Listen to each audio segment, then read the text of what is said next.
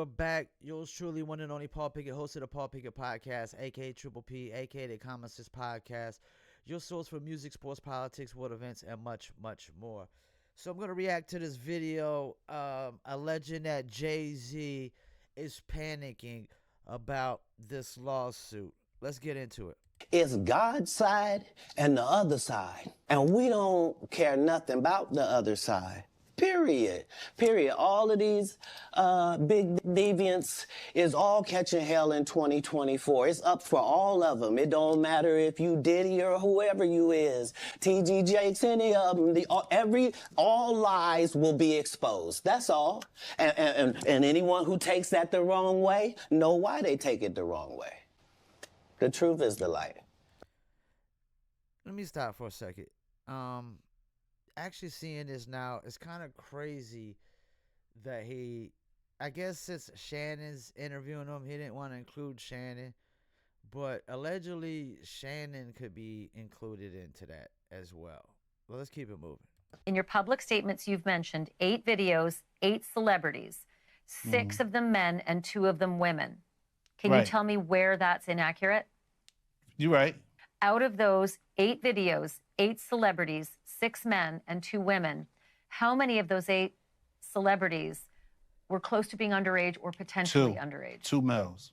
Out of the 8 celebrities who were recorded having intimate relations with Sean Combs, how many of them appeared to be either inebriated or intoxicated or under the influence? All of them.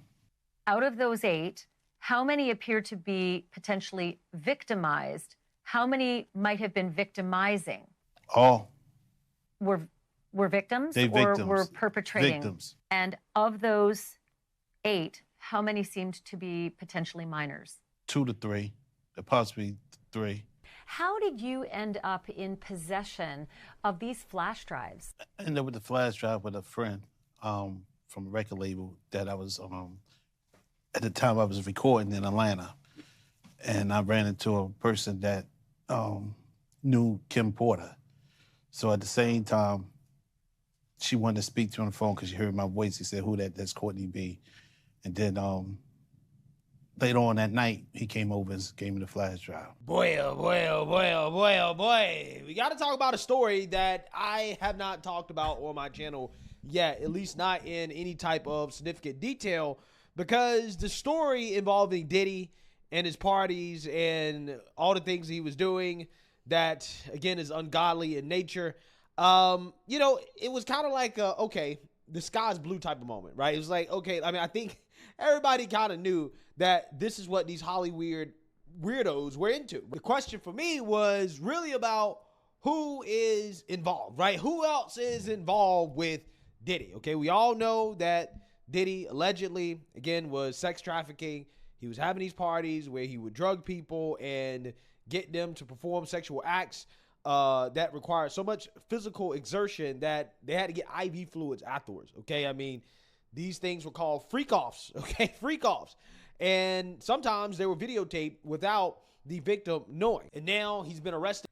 That's crazy. Can you imagine having so much sex you got to get an IV afterwards? I mean, that's too damn much, man. Let's keep it moving. By the feds, he's been held in jail after trying to get out on bail 3 times, but he's been denied all 3 times, and he's been charged with federal racketeering and sex trafficking. So my question was not whether or not these things were happening, again, because we all know that some of these Hollywood widows into this stuff.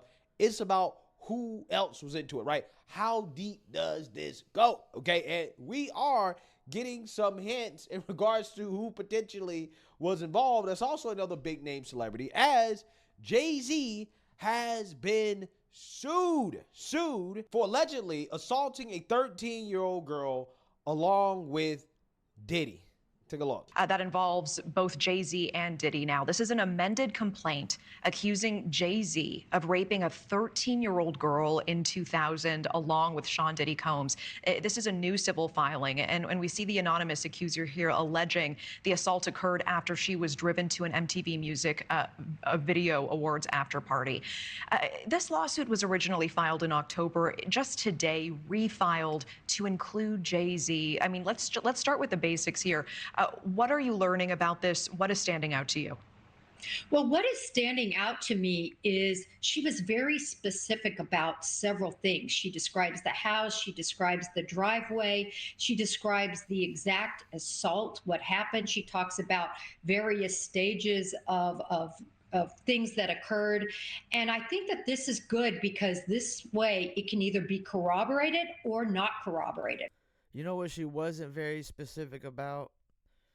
Who was involved when she first filed the lawsuit. Let's keep that in mind. She wasn't specific about who was involved because it was amended and Jay-Z's name was added later. That doesn't sound very specific to me. So she's painted herself in a corner. Why add Jay-Z now if this originally was filed back in October? Why not do it then? Great question. Very interesting question. I think, we're seeing the same attorney for many of these complainants. And I think we're going to see more and more people added. I think there's a lot that they were looking to prove, and maybe they didn't quite have what they thought they needed to file against Jay-Z initially. You know, if Jay-Z was there when Diddy did it, like,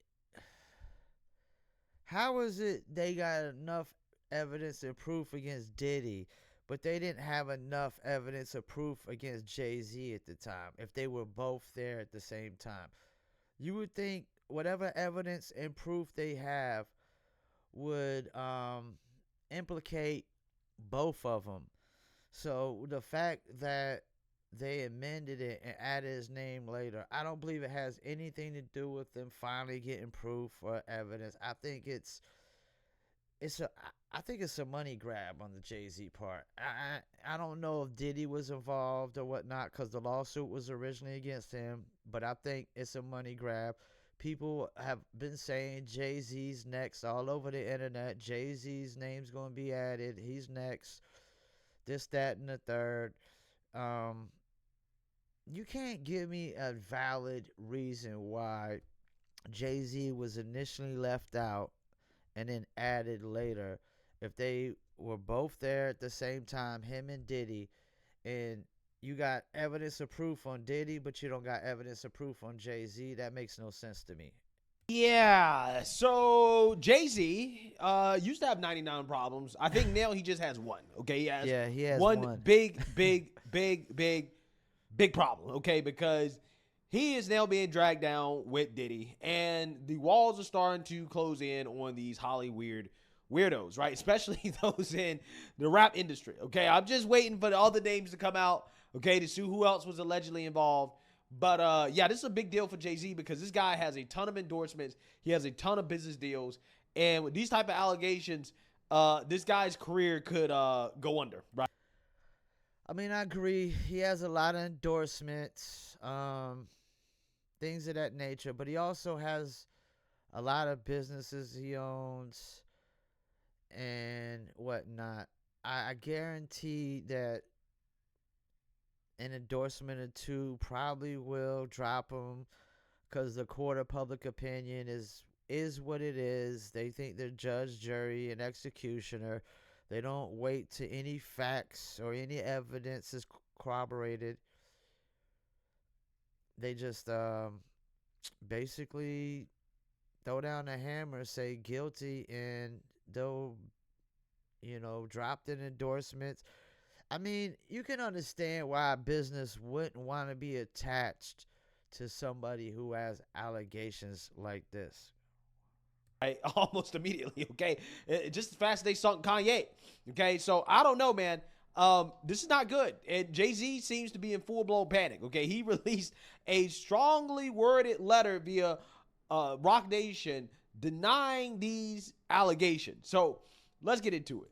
Rap and media mogul Jay-Z now accused of raping a 13-year-old girl in 2000 along with Sean Diddy Combs. Now, this lawsuit was originally filed back in October in the Southern District of New York, listing Diddy as the defendant. But it was just refiled today to include Jay-Z now, whose real name is Sean Carter. Of course, he's the husband of Beyonce.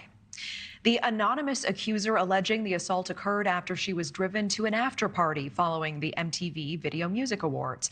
The suit says she was offered a drink that made her feel, quote, woozy, lightheaded, and felt like she needed to lie down. Shortly after, the suit claims Jay-Z and Diddy entered the room where she was resting, eventually sexually assaulting her. And now, just in the last hour, we are hearing from Jay-Z and his team of lawyers. They are denying the claim and say that they are the victims of blackmail, saying, quote, I will not give you one red penny, and my only heartbreak is for my family. Yeah, this is panic, right? This is full-blown panic right now. Okay, capital letters. Well, I mean, all due respect, man. I mean, Greg Foreman is one of my favorite content creators, but anybody who has these kind of allegations on them, probably will be panicking. They probably will be panicking, especially when you're somebody as big as him. All the endorsements, all the investments. There might be a lot of people that want him buy out off of businesses because they don't want to be attached whatsoever. The NFL already said that they're not cutting ties, and I mean, I agree with that. We gotta find somebody guilty, man. We gotta see facts and evidence and proof before we can just cut ties with people over allegations. These allegations are coming out day after day after day. A lot of the times, they don't even be true. They really don't. And I don't believe it one bit. I heard what Dr. Umar broke down, what the lawsuit said and how it occurred. And it's a head scratcher to me. It really is. Will not give you one red penny. Okay, so he's basically saying that he's been blackmailed. Now, who knows? All I'm saying is that what this accuser is saying seems to be consistent with some of the federal documents in regards to what allegedly went down, right? Especially when it comes to drugging people, okay? And they had all types of ways to do it. I mean, they were drugging people via the lotion. They were drugging people via the water, the drinks. I mean, it was some crazy stuff, right, that these people are into. So, I don't know if it's true or not. I have no clue whatsoever. Some of that's already public knowledge, man. And what's not consistent is his name was not included initially. Like, that's the part that makes it seem not credible. If Jay-Z did this, it's like, did you forget? Did you just happen to forget when you filed? Oh, and just say, oh, man, you know what? I forgot. Jay-Z was there, too. He did it, too. It doesn't make sense, man. Nobody forgets nothing like that, man. However, I'm just saying, this guy is definitely in panic mode. If I was him, I would definitely be worried. Joining us now to break this all down as it's happening, News Nation Law and Justice contributor, former FBI Special Agent Jennifer Coffendorfer. Jennifer, thanks for staying with us on this. Absolutely. Thanks for having me. And so we just received a response from the victim's lawyer, really just in the last few minutes. Take a look. This is on social media. A lawyer, Tony Busby, saying Jay-Z has, quote, tried to bully and harass me and this plaintiff, but his conduct has had the opposite impact. He goes on to say that the allegations speak for themselves, and he will let the facts come out in court, not in the media. What do you make of this real-time back and forth that we're seeing between these two parties tonight? Well, it is interesting, and I think it's because Jay-Z came out so strongly and said, listen, I'm going to go after you. And then he filed a suit quickly on the heels of the other suit against Busby and the accuser. So because of that, you're seeing this taunting sort of back and forth in the media. Do you believe that we may see Jay-Z face a judge? And if so, when would we see him in court? Any indication there yet? Well, we're definitely going to see him, I believe, on this suit. There are so many details. You know, they describe a house, a driveway, another woman being there. They discuss about a driver taking her. So she's locked into this story now, and that means there could be additional witnesses to corroborate her story or refute the story. Yeah, Additional witnesses could have gave her the details. That's the thing. Like, people were like, oh, you know, they described the house, the driveway. So many people been to these Diddy parties, they could give you the information. You know, and as far as Diddy being involved, I mean, I'm not even going to comment on that, man, because, you know, there's no telling, man. There's no telling. But with the Jay-Z part, it's, to me, it doesn't add up. Why was he not included originally? I don't want to hear that, oh, you just suddenly got facts and proof. Because it seems like the only evidence is the statement. It don't seems like there's any other evidence. And I heard Jay-Z's people's already found out who the girl's father was, because apparently her father picked her up after this happened. And how does nothing get said then? How they don't go to the police then, no charges get filed, anything of that nature. This is crazy, man. But I can understand why Jay-Z would panic. And also, if he didn't do it, yeah, you go on the offensive. You definitely go on the offensive if you didn't do it. If you did do it, he would probably be on the defensive. So I don't think Jay-Z had anything to do with this, in my opinion. You know, your word versus somebody else's isn't enough.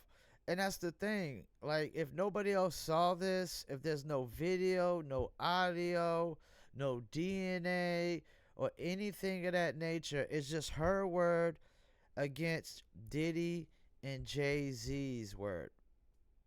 And I don't know how that's going to work. Once again, thank you for tuning in. Another episode of the Paul Pickett Podcast. Peace, and I'm out.